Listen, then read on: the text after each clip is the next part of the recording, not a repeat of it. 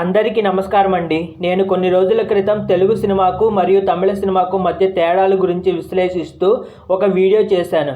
ఆ విశ్లేషణకు కొనసాగింపే ఈ వీడియో, అంటే రెండవ భాగం అన్నమాట. మొదటి విశ్లేషణలో కొన్ని అంశాలలో తెలుగు సినిమాకు తమిళ సినిమాకు మధ్య ఉన్న తేడాలు వివరించాను.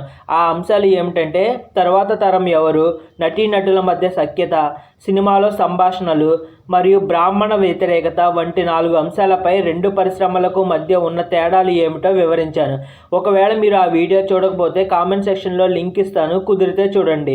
అలాగే ఈ వీడియోలో మరికొన్ని అంశాల్లో తెలుగు చలనచిత్ర పరిశ్రమకు తమిళ చలనచిత్ర పరిశ్రమకు మధ్య తేడాలు ఏమున్నాయో విశ్లేషించబోతున్నాను. నెంబర్ 5, కథా స్వేచ్ఛ. తెలుగు సినిమా దర్శక రచయితలకు ఎటువంటి కథాంశాన్నైనా ఏ నేపథ్యాన్నైనా ఎంచుకునే స్వేచ్ఛ ఉంది. కానీ తమిళ దర్శక రచయితలకు ఆ స్వేచ్ఛ లేదు. ద్రవిడ రాజకీయాలు అడ్డొస్తాయి. ఉదాహరణకు తెలుగులో కార్తికేయ 1, కార్తికేయ 2 ఉన్నాయి కదా. ఈ సినిమాల్లో వీళ్ళు తీయాలి అనుకుంటే కార్తికేయ 1 సినిమాని తీయగలరు. ఎందుకంటే తమిళులు ఎక్కువగా పూజించేది కుమారస్వామినే కాబట్టి పెద్దగా వ్యతిరేకత ఉండదు. కానీ కార్తికేయ 2 వంటి సినిమా తీయలేరు, ఎప్పటికీ తీయలేరు.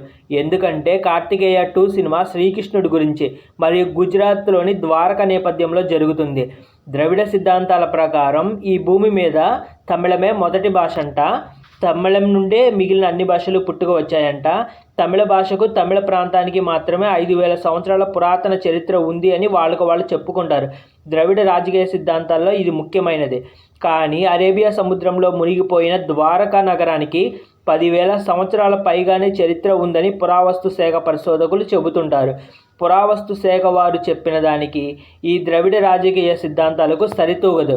కాబట్టి కార్తికేయ 2 లాంటి సినిమాలు వాళ్ళు ఎప్పటికీ తీయలేరు. అలాగే హనుమాన్, కల్కి వంటి పౌరాణిక నేపథ్యంలో ఉన్న సినిమాలు కూడా తీయలేరు. ఒకవేళ తీయాలనుకున్నా పురాణాల మీద కానీ అందులోని పాత్రల మీద కానీ అక్కడి దర్శక రచయితలకు అంత పట్టు ఉండదు. నెంబర్ 6, కథా నేపథ్యం. తమిళంలో అణగారిన కులాల చరిత్ర నేపథ్యంలో సినిమాలు తరచుగా వస్తూ ఉంటాయి. వివక్షకు గురైన కులాలకు సంబంధించిన ఏదో ఒక అంశాన్ని తీసుకుని సినిమాలు తెరకెక్కిస్తుంటారు. మన తెలుగు వాళ్ళకి ఆసక్తి లేకనో లేదంటే ధైర్యం లేకనో ఇలాంటి సినిమాలు తీయరు. మన వాళ్ళు సినిమాల్లో విలన్లకు రెడ్డి, చౌదరి, నాయుడు, రాయుడు, వర్మ, భూపతి అని పెద్ద కులాల వారి తోకలను చాలా సునాయాసంగా వాడతారు. కానీ తమిళ సినిమాల్లో విలన్లకు కులం తోకలు తగిలించేంత స్వేచ్ఛ లేదు, అంత ధైర్యం కూడా ఎవరికీ లేదు. మొదలియార్, చెట్టియార్, వడియార్, నాడార్ ఇలా కొన్ని పేర్లు పెట్టుకోవచ్చు, కానీ అంత ధైర్యం ఎవ్వరూ చెయ్యరు. వాళ్ళు తీసే కులాల సినిమాల్లో పలానా ఊరిలో పెద్ద కులం వారు కింది కులం వారిని అణగదొక్కుతున్నారు అని చూపిస్తారు, కానీ ఆ పెద్ద కులం పేరు చెప్పేంత ధైర్యం చెయ్యలేరు. అలాగే సినిమాల్లో దళితుల మీద, ఆదివాసీల మీద ప్రేక్షకులకు జాలి కలగడానికి వాళ్ళని కావాలని తక్కువ చేసి చూపిస్తుంటారు. అంటే మురికి బట్టలు ధరించే వారిగా, అపరిశుభ్రమైన ప్రదేశాల్లో నివసించే వారిగా చూపిస్తారు. కానీ నిజ జీవితంలో దళితులు, ఆదివాసీలు చాలా హుందాగా ఉంటారు. ఉన్నంతలో చాలా మంచి బట్టలు వేసుకుంటారు. వాళ్ళ ఇల్లు, వాకిలి, వాళ్ళ పరిసరాలు అంతా పరిశుభ్రంగా అద్దంలా ఉంచుకుంటారు. ఇవేమీ చూపించరు అన్నమాట. అలాగే మన తెలుగు సినిమాల్లో ప్రేమ కథలు ఎక్కువగా వస్తూ ఉంటాయి. తమిళంలో ప్రేమ కథలు చాలా తక్కువ. ఒకటి అరా వచ్చినా అందులో కూడా కులగజ్జి చుట్టూనే కథ తిరుగుతుంది. అలాగే తెలుగులో రాజకీయ సినిమాలు చాలా తక్కువ. తమిళంలో రాజకీయ సినిమాలు తరచుగా తెరకెక్కుతుంటాయి. ఇవి కూడా కులగజ్జి సినిమాలే అని చెప్పాలి. తెలుగు సినిమాల్లో హాస్యం బాగా ఎక్కువగా ఉంటుంది.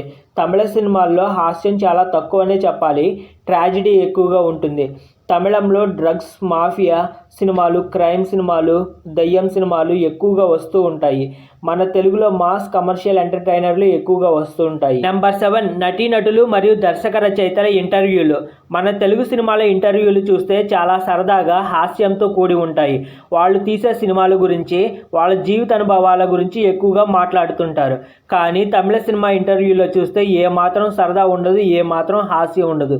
వాళ్ళు ఎక్కువగా దేని గురించి చెప్తారంటే కులం గురించి, జాతి గురించి, మతం గురించి, సమానత్వం గురించి, రాజ్యాంగం గురించి, రాజకీయం గురించి, హక్కుల గురించి, వాళ్ళ పక్కింటోళ్ళ పిండాకుడు గురించి, వాళ్ళ ఎదురింటోళ్ళ పిండాకుడు గురించి, పక్క వీధిలో తద్దినంలో విస్తరాకుల గురించి, అబ్బో ఇలా తెగ పాఠాలు చెబుతూ ఉంటారు.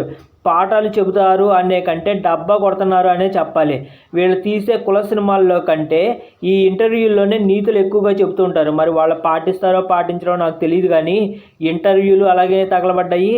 ఆ తమిళ వాళ్ళ సినిమా ఫంక్షన్లు కూడా అలాగే తగలబడ్డాయి.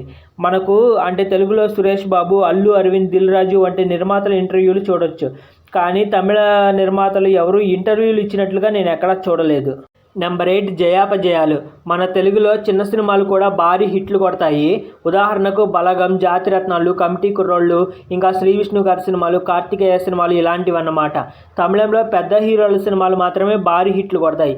చిన్న హీరోల సినిమాలు, చిన్న సినిమాలు పెద్ద హిట్ అవ్వవు, ప్రేక్షకులు కూడా ఆదరించరు. నెంబర్ 9 డ్రగ్స్ కేసులు.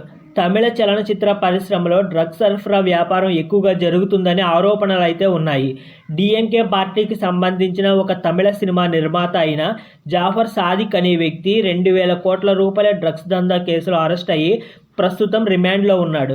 ఇక మన తెలుగు చలనచిత్ర పరిశ్రమ విషయానికి వస్తే డ్రగ్స్ సరఫరా ఆరోపణలు ఏమీ లేవు, కానీ డ్రగ్స్ వినియోగిస్తున్నారు అనే చాలా ఆరోపణలు ఉన్నాయి. ఇవి ఫ్రెండ్స్ నాకు తెలిసి తెలుగు చిత్ర పరిశ్రమకు మరియు తమిళ చిత్ర పరిశ్రమకు మధ్య ఉన్న తేడాలు.